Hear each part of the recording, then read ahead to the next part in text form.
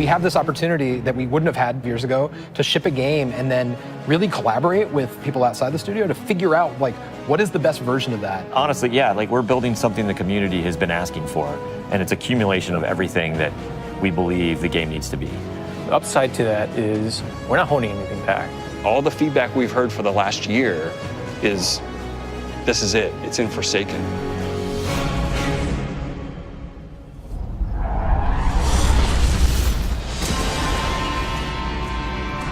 We want this release to have a different tone and a different vibe. We sort of just embrace that Western revenge vibe. You're going to a darker place. You're going to take on a different role as a Guardian. A barren landscape with like the asteroid vibe with like tumbleweeds. And I mean, that just sounded cool. Grit, man.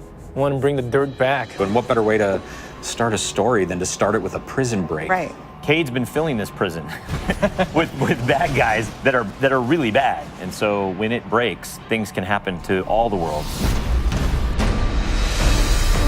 First place you're going to go to is the Tangled Shore, which is a new part of the reef that you've never seen before.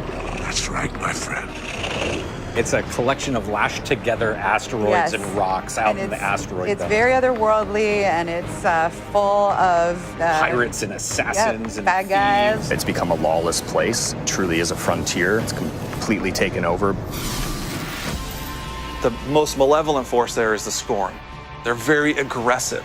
They're always going to charge and push you. The Barons are the top dogs in the Scorn, and each one has gone back and like committed nefarious crimes. I think of it as the reverse Magnificent Seven, like the worst of the worst criminals. You are hunting down these different Barons. In fact, they're called Baron hunts. So one Baron is a sniper, and you have a sniper versus sniper battle with him. Another Baron is this big, giant, hulking melee character.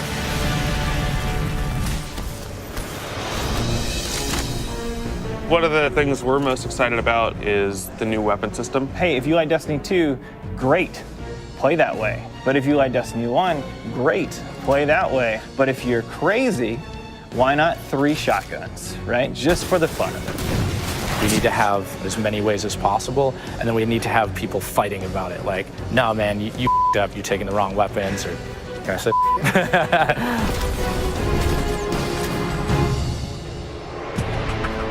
So randomables are coming back. Every single weapon is going to feel different when it drops. And we're improving the mod system, so you can customize your weapon the way you want it. We've got a whole new masterwork style system coming together where you actually are able to kind of move your levels up over time. And so there's investment back on the weapons again.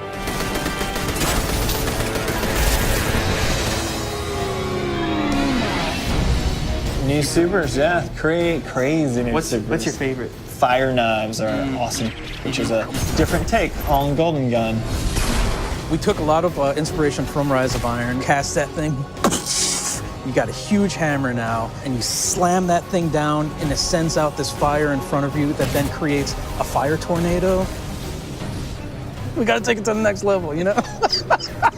The idea that anyone who plays, however they play, they're going to have some new way to engage. Yeah. I'm in love with the new Void Warlock. Teleportation that's like super anime, just like We've been having great games with the Arc Warlock. basically cast this thing, he pulls back. Yeah, and it's gonna break the game, and I think that's amazing, yeah. You know?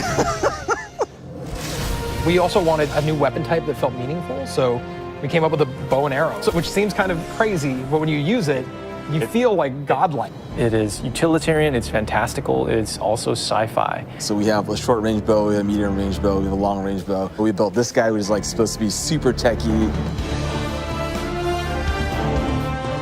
You're like, why would you ever choose a bow in a game that has an automatic, machine gun? But boy, it's deadly. I mean, that's a nice machine gun you got there, buddy, but right, and then it's done. The biggest thing for me going into production on this game was like a new way to play, a new thing to do that like is new to Destiny. Let's see what we've got. We want to be able to give players what they want, but also surprise them. Gambit is a brand new mode. Destiny begs to marry PvE and PvP together. It's like adding bacon to peanut butter and jelly. You start off being able to see the other team that you're going to compete against, so you can taunt each other, you can emote. Each team is in their own separate arena, and they're being assaulted by combatants. They're dropping motes for you to collect, you bank them. When you put them in your bank, you're gonna send a blocker over to the other side. That locks their bank down. They can't put motes into it until they take out that blocker. Filling up your bank with the motes is how you summon your primeval. You burn it down, that's it, round's over. The interesting part is that we allow one person from your team to go over to the other side and physically invade. I mean, I've seen people that just hate PvP. Like, the first time they invade and they get multiple kills, they'll come back and they'll be like, suck it! It's awesome. We leave the raid team alone. I mean, if you can't tell, like, we just kind of let them do their own thing. But we have Joe over there. For this next raid, we wanted to get back to the epic adventure where you're going out to slay a big monster again. This raid has more bosses than any raid we've ever had before, and we're really excited to get players in there. The raid is actually about more than just the raid. It's about the dreaming city, the place that the raid exists. And it's an in-game destination that we've never done before. It's the awoken homeland. I could talk about the dreaming city for hours. It's like if the Vault of Glass and Dreadnought had a baby. If they were like twins. Or yeah, that's actually more accurate. Yeah, they're like twins. It's Yeah, like yeah, you yeah. had twins, and then you took those twins and you put them on the doorstep of Peter Jackson, raised them as his own, and then that's the dreaming city. It is magical and weird and mysterious. It's designed to be a destination that has puzzles that you need to solve. A lot of hidden corners, lots of passageways that might not seem to exist the first time. And the raiders, they affect this destination. They change it for everyone. It's like this cyclical endgame place where there's just secrets and different activities that unveil over time. So the dreaming city that you see at launch is not going to be the same dreaming city 2-3 weeks later.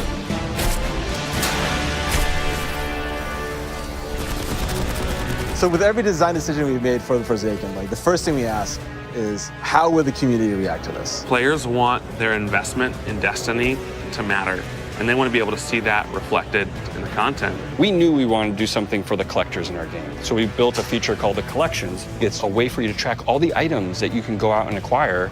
There's so much gear in our game. There are 2,000 items you can get. Go get them.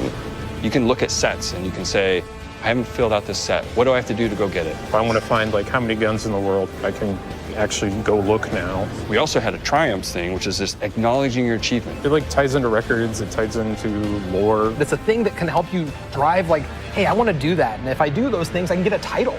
Like I can have a title floating over my name that says that I'm a god or whatever. Not me, but like you. We want Forsaken to feel like a game that never ends. So we're going to reinforce the hobby and make the experience something that can be played night over night. We're changing the weapon slots. We're changing how the pursuits work. We're adding new features like the collections and the triumphs. We built Gambit. We've got a whole bunch of new weapons to chase, exotics that are really powerful. We have Lisa focusing on some sweet new exotic armor. Maybe we gone overboard, like dialed it too high. Ore to go out there and collect in the world, exotic armor pieces to go out there and hunt. We're working on armor perks, random rolls, new mod system, new subclass paths. We're making Forsaken for people who love Destiny. Making a game that we can all love. That is the goal. That's what we're going to constantly be pushing towards, always. Everything we're building is through that lens.